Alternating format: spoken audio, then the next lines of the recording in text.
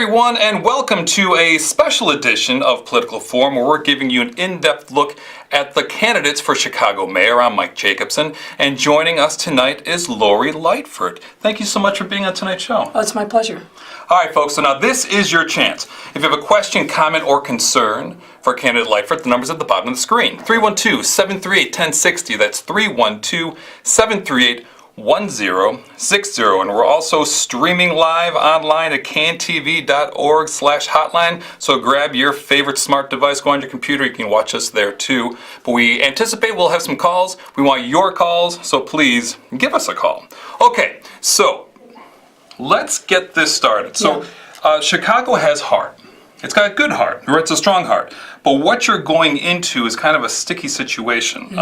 When you're asked 5 different people about what they think Chicago needs fixing, you might get 5 different answers, whether it's crime, policing, taxes, schools, pensions. How do you walk into this? Well, look, the reality is that Rahm Emanuel is going to leave office with a huge stack of to-dos for the next mayor. So I think you got to approach it as, like an ER doctor in triage. For me, one of the number one issues that's going to be critically important, because I believe the next mayor is going to take office in May. We're going to be right in the middle of the summer violence season. We have to get a handle on violence. And in fact, during the transition period, that'll be one of my number one priorities. Also a huge emergency that's looming is our fiscal crisis. We've got to make sure that we shore up the budget for this year. We've got to identify revenue sources for meeting our pension obligation in early 2020. So those are things that are going to animate. And then we got to start laying the foundation for a number of other things.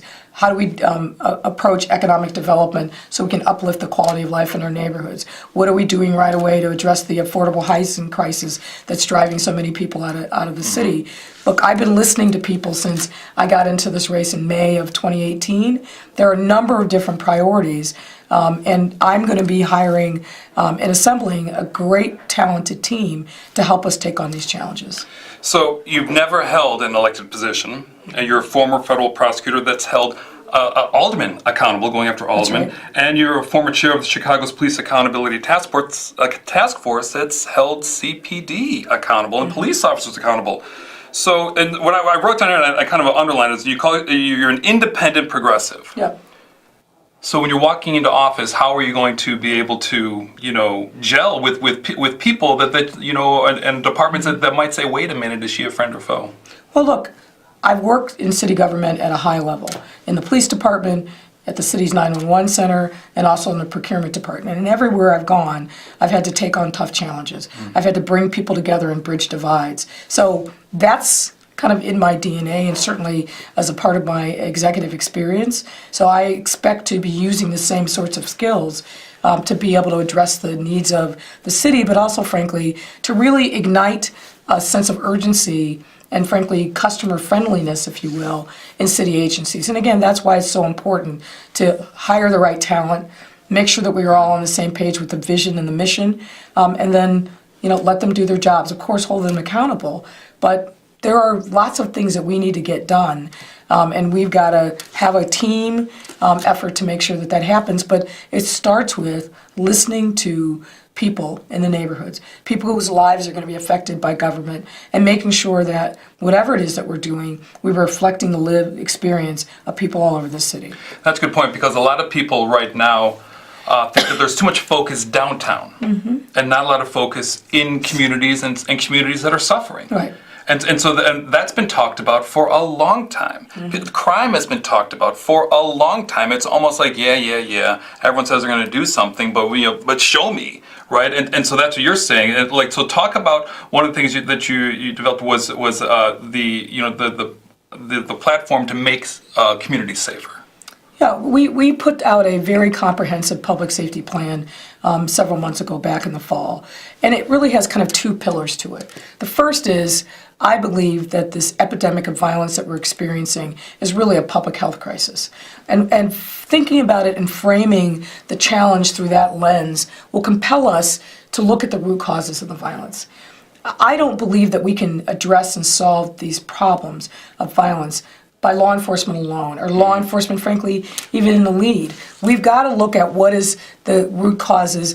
We know that in neighborhood after neighborhood, the unemployment rate is 25% or higher. We have so many kids of color living in poverty. There are neighborhoods where there has not been any real economic activity or investment in decades. Well, those are the breeding ground for, frankly, the illegal drug trade, which in many neighborhoods is the largest employer. So unless we get a handle on those sad realities and we look at what are the assets in neighborhoods, how can we add jet fuel to the good things that are going on and really build a lot of strength in those neighborhoods, we're never going to get a long-term solution to the violence. From a law enforcement perspective, we have to be much more proactive in dealing with gun violence. By that I mean we need to engage our federal partners, not only here in Chicago, but in every state that's the source of guns, Indiana, Wisconsin, and down to the southern states, including Mississippi. We know that those states are pouring illegal guns into the streets of Chicago. So we need to stop them literally at the border by going after the gun traffickers, straw purchasers, and felons in possession. So something all the way up, to the Attorney General level and U.S. level, because I know, nationally speaking, when you're looking at the current presidential administration, they look to Chicago and all they talk about is the violence, and Chicago is nothing but violence. Well, look, if the current administration wants to partner with us to help us use the proper tools to solve violence, I welcome it. John Lausch, who's the U.S. Attorney here in Chicago, is somebody who's a former colleague of mine. I think he's stepped up the enforcement effort regarding gun violence, but there's more that has to be done, and it's got to be in coordination with these states that are the breeding grounds of the illegal guns that are coming across our borders. Okay, so now let's go back to this mayoral election. There's social media is blitzing everyone's phones and eyes. Many people. A blessing and a curse. Yes, exactly. Because many people are shaking their heads and calling this election cycle crazy, because it seems not a day goes by when we're not talking about someone's dirty laundry, a candidate's dirty laundry, scandal, corruption, lawsuits, he said, she said. Mm-hmm. So it's kind of, even I will admit this, it's overwhelming. Mm-hmm. All this stuff that's just so negative. And people are saying, well, you know what? It's the same old Chicago. It's the Chicago way, the Chicago machine, so really my vote doesn't matter. I don't matter. So what do you say to voters like that? I got 2 words for that. Donald Trump. That was really a pervasive attitude among a certain part of the electorate in 2016 who said, well, my vote doesn't matter, elections don't matter, there's not an appreciable difference between the candidates, I'm just going to stay home.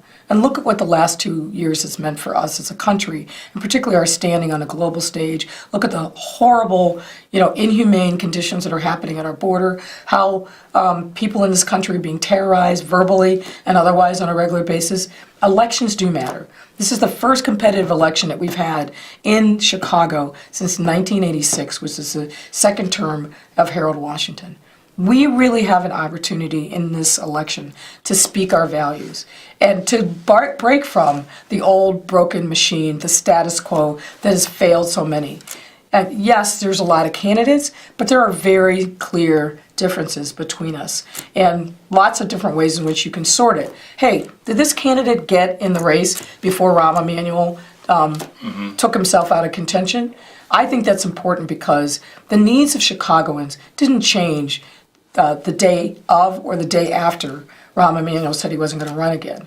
The needs were still great. And so all these folks who found political courage, after Goliath was slayed, I don't think they're worthy of your vote.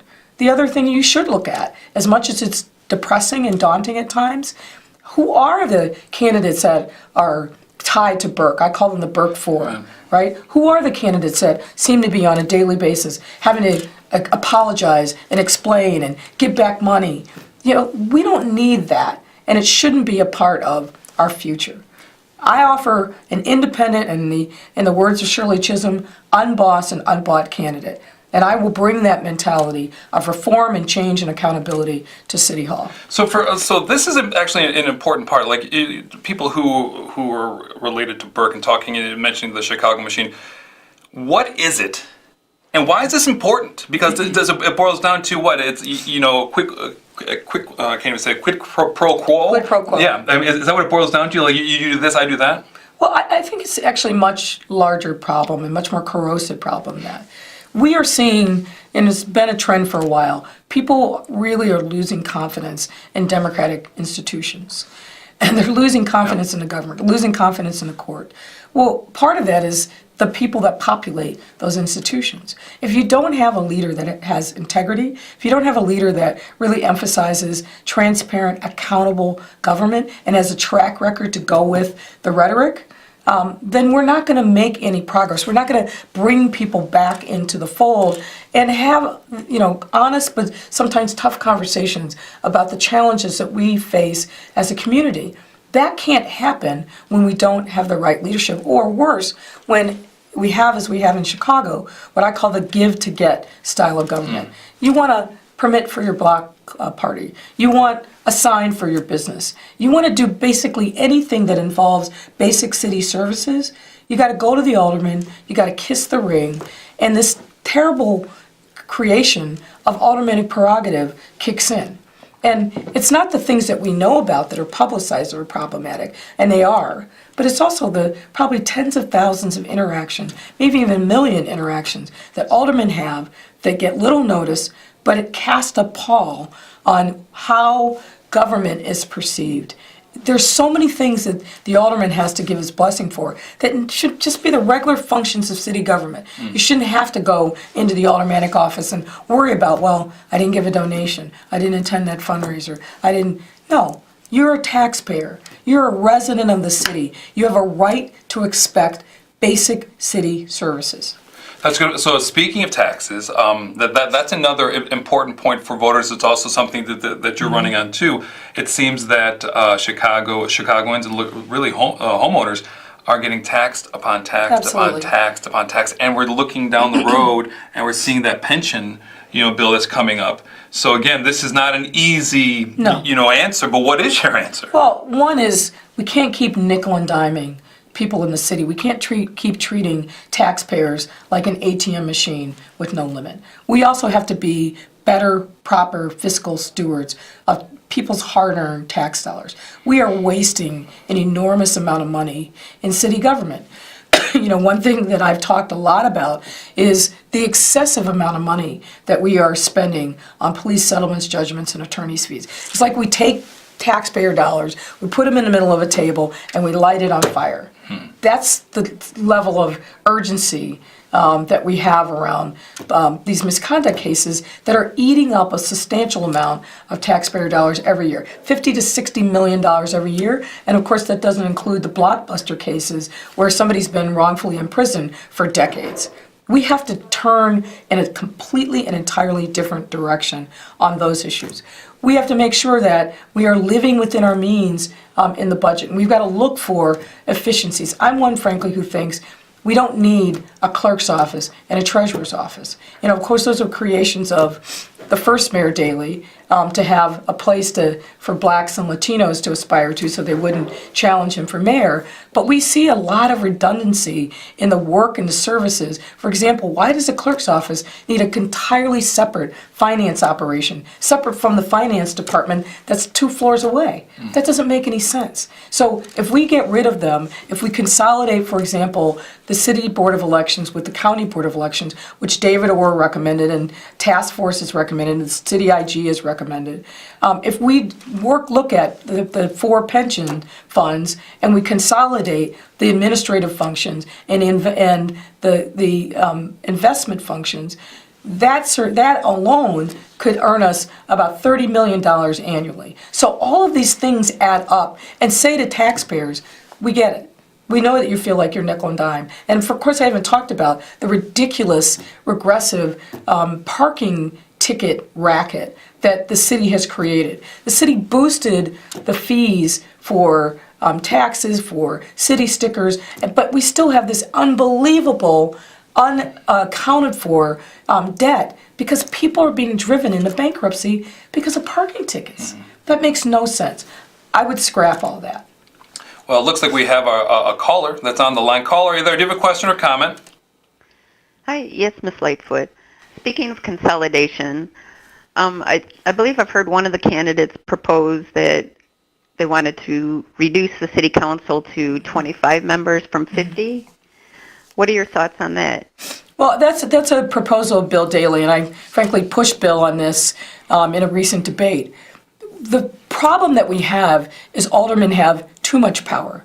If we reduce the size of the city council to, I think he wants to take it from 50 to 15, without other structural reforms, we're going to give them more power, not less power. So I think the place that we've got to start is we have to have term limits, particularly on chairmanships. We have to get rid of aldermanic prerogative. We got to make sure that no elected official can monetize their positions. They've got to put the people's business first and can't take on other employment or other projects that are in conflict with their primary responsibilities. When we've introduced those structural reforms, that I think will be a long way along the lines of where we need to get to. Then, of course, certainly we can look at, do we need 50 aldermen? But I worry about, without these other structural reforms, we're going to be giving them more unchecked power, and that is not the direction we need to be going in. But thank you for your question. Thank you. Great, thank you, caller. Thank you for calling. Thank you for your question. Okay, so we're now less than 2 weeks from Election Day, and about 25% of people are still undecided, which is an unbelievable number. How are you going to reach them? Well, we're going to keep doing what we've been doing, which is talking about the need for independence, for a government that's much more transparent and accountable. We want to get rid of all the corruption that's associated with the broken political machine. And speaking to what we've heard from voters over these many months of what they want. They want a safe city. They want a city where they don't feel like they're taxed to death. They want a city that's actually affordable. We've introduced policies, listening to people, talking to the relevant stakeholders that address many of these substantive challenges that people are identifying as their top priorities. So we're going to keep pushing those messages. We're going to keep engaging with voters in every conceivable medium, and that's how I think we will break through. Okay, so let's talk public education. Many residents are concerned about the multiple school closures and the rise of charter schools. So number one, elected school board. Are you in favor of it, and do you think that an elected school board would hinder or would help? Look, I'm in favor of a fully elected school board. My mom sat on an elected school board in the little town that I grew up in, and I saw that how having a true parent representative can really make a difference in the lives of parents and their children. Parents who maybe worked and can't get to the school board meeting. Parents who maybe are uncomfortable vocalizing their issues or concerns in public. People would call our house during dinner time, they'd stop by in the evenings, they'd stop my mom at the grocery store. But she did a real service by being a parent who had kids in the school system and could, empathize with their issues and concerns.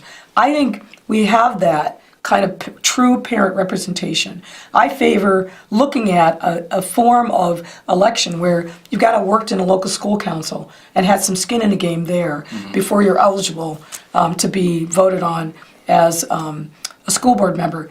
A lot of people say, well, if you have an elected school board, you strip the mayor of ability to influence. I don't believe that. Look, like any other body, you form a relationship and you use your powers of persuasion. And no, everyone's still going to hold the mayor accountable. And obviously, you have to have influence over how we are managing. But I think you can navigate that. But I do favor an elected school board. So, and what's your position on public schools versus charter schools, and how can we create more transparency with the charter school spending? Well, one, I favor a moratorium on charters at this point.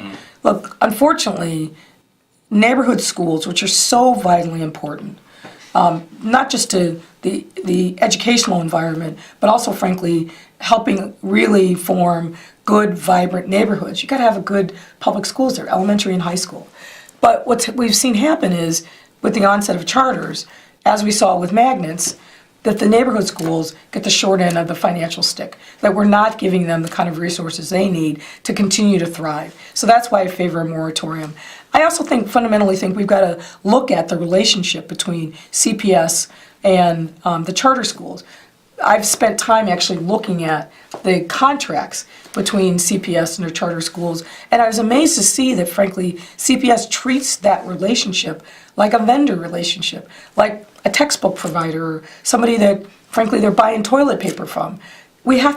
They are places where our kids are being educated. And so I think we've got to speak our values a lot more through those contracts. So if people don't know, you are the first LGBTQ candidate for mayor of Chicago. That's right. So talk about, if elected, your LGBTQ policy plan, including what I think is so important too, is also protecting students, LGBTQ students Yes. in the classrooms, because Yeah. there's a lot of bullying that happens, and we heard some tragic stories. So talk about this. This is very important. Yeah, it is my great honor to be the first ever LGBTQ candidate for mayor of the city.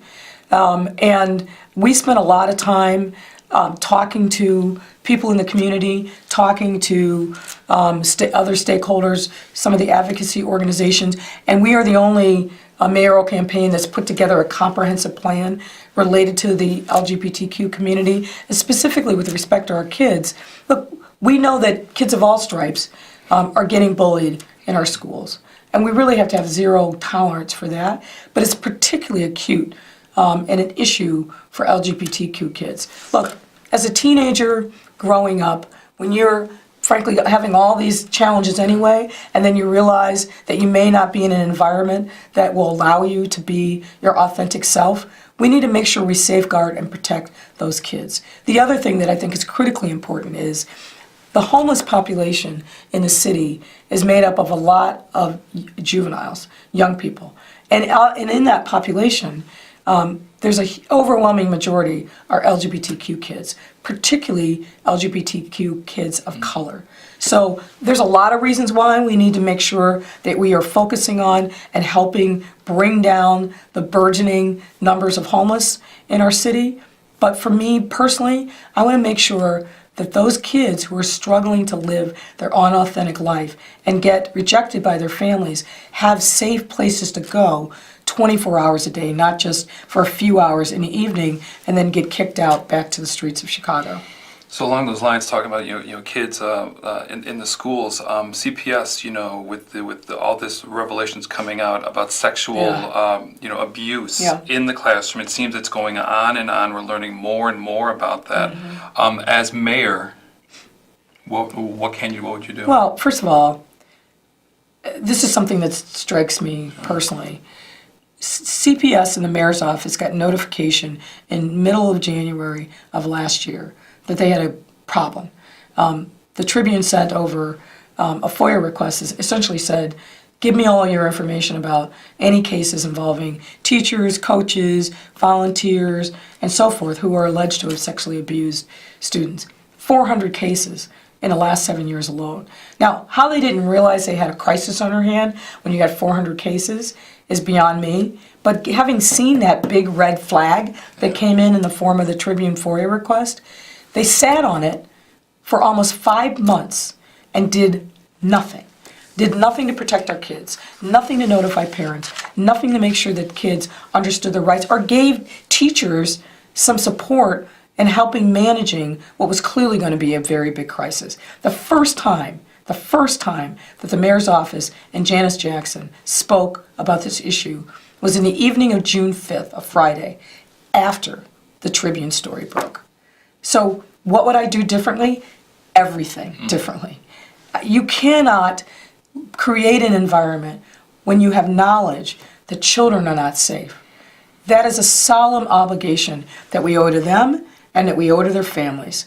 Parents want to know when they trust us with their most precious jewel, their children, that we're doing everything we can to create a safe learning environment where they can flourish and thrive. So along those lines of keeping kids safe and also keeping families safe, I want to get your take on also lead that's that's in the water systems, both in schools and also in homes. In homes. As mayor, obviously again, you only have so much money in that budget. What do you think to help solve that problem? Well, look, we put out an environmental plan. We have to empower homeowners to have the ability at reasonable cost to take out the lead service lines. I think that's an obligation that the city has to take on because we forced homeowners to use lead service lines for so long. Frankly, we had a total miss in all this work that we've been doing in the streets, changing out the water lines, that we should have been much more transparent and forthcoming with homeowners and offered a low-cost option for them to be able to trade out those lead service lines. So we're looking at other cities who have faced a similar challenge, who are offering homeowners a way to do this that doesn't break the bank, and we will come up with a specific plan of action, but we have to address this. Wonderful. Well, it looks like we're just about to wrap up, but before we go, I just want to show people that there's ways for them to learn more about you. If you go to lightfootforchicago.com, you can see a lot of things, learn a lot of things about Ms. Lightfoot, including her platform, learning about the issues and policies and things that are so near and dear to her. And so we have about a minute left in the show, so now this is your stump speech. And look at the camera and tell people why they should vote for you. Look, this is an opportunity for us to be able to speak our values. If you believe, as I do, that the city needs change, if you are sick of the broken political machine that only serves a clouded few, then I'm your candidate. But if you're content with the status quo, then you got an a la carte menu of choices. But I think we have an opportunity to take Chicago in a very different, bold, progressive direction. But we can only get there with the right leader. And I urge you to check us out, and I hope we can get your consideration for vote during this early voting time or on February 26th. Wonderful. Well, Candidate Lightfoot, thank you so much for appearing. Thanks for the conversation. You bet. Thank you, viewers, for watching. Thank you for the caller for calling in. And again, people, if you want to watch this show one more time, just hop on to cantv.org, where you can see this show and many other wonderful shows that you can learn more about Chicago. So until next time, everyone, please have a good night. Thank you.